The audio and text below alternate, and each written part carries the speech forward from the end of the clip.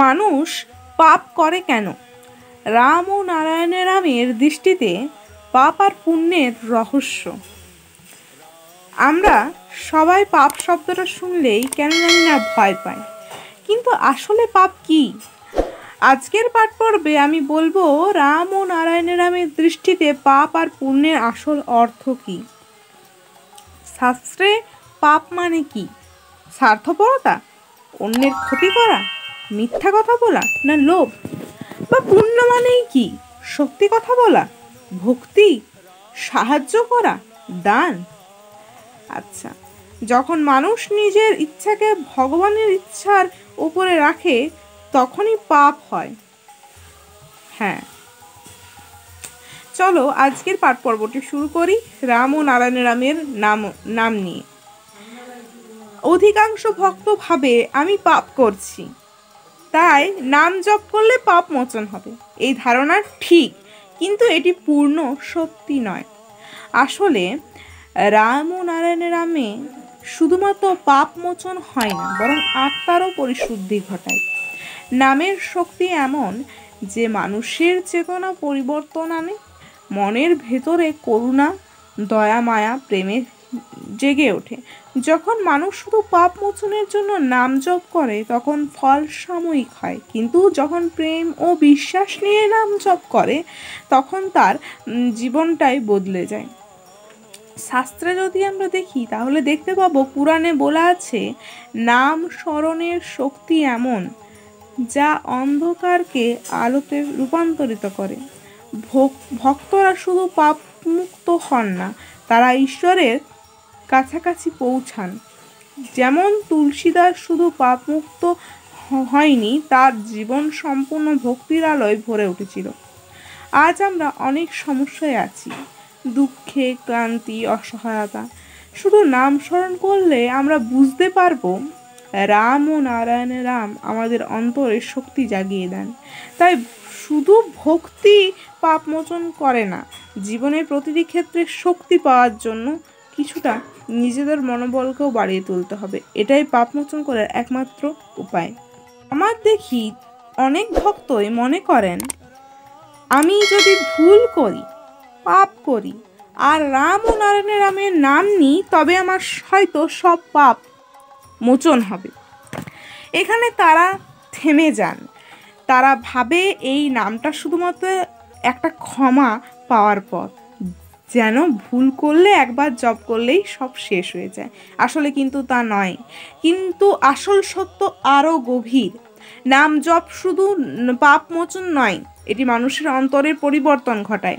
যেমন ধরা যাক, যদি কারো কাপড় প্রতিদিন নোংরা হয় আর সে যদি ধুয়ে ফেলে আবার একইভাবে নোংরা করে, তাহলে কি চিরকাল পরিষ্কার থাকবে? উত্তরে আসবে না। ঠিক তেমনি শুধু পাপ মোচনের জন্য নাম জপ করলে মানুষ আবার সে একই ভুল করবে। কিন্তু যখন ভক্তি ভরে নাম জপ করবে, আমি নাম নেব যেন আমার মন বদলায়, আমি যেন অন্যায় না করি, তখন তার আসল শক্তি প্রকাশিত হবে। অর্থাৎ মানুষের ধারণা খুব ছোট সীমানার মধ্যে আটকে আছে। তারা ভাবে নাম মানে শুধুমাত্র পাপ মোচন, কিন্তু সত্য হলো নাম মানুষকে আলোর ভরা জীবন দেয়, ভালোবাসা আর ভক্তিতে পূর্ণ করে দেয়। এই অংশটাই তুমি বুঝতে পেরেছো যে কিভাবে শুধুমাত্র নাম জপ করলেই পাপ মোচন হয় না, ভক্তিও দরকার।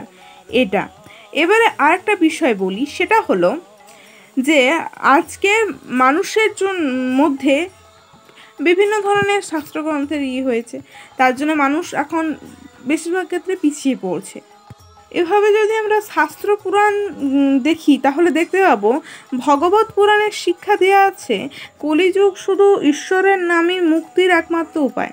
অর্থাৎ অন্য যুগে কঠিন সাধনা, যজ্ঞ বা তপস্যা করতে হতো, কিন্তু এই যুগে শুধু নাম স্মরণ করলেই যথেষ্ট। রাম ও নারায়ণ রামের নাম জপ করলেই শুধু পাপেই নয়, মানুষের চিন্তাও শান্ত হয়, মনও পবিত্র হয়। রামচরিত মানুষের উদাহরণ যদি দেখি তাহলে কি তুলসীদাস প্রথম জীবনে ভক্তি থেকে দূরে ছিলেন, সংসার ও আসক্তিতে ডুবেছিলেন, কিন্তু এক সময় যখন তিনি তার নাম স্মরণ মন দিলেন তখন তার ভেতরে এক অদ্ভুত পরিবর্তনের আলো ফুটে উঠেছে।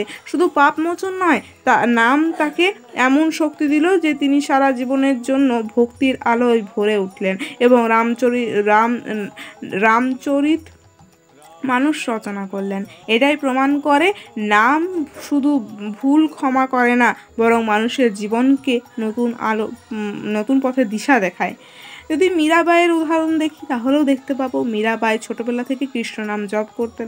সমাজ তাকে বাধা দিয়েছে, অপমান করেছে, কিন্তু নামের শক্তি তাকে সব দুঃখ থেকে দূরে সরিয়ে দিয়েছে। শুধু পাপ মোচন নয়, নাম তাকে এমন সাহস আর প্রেম দিল যে তিনি সারা জীবন ভক্তির প্রতীক হয়ে থাকলেন।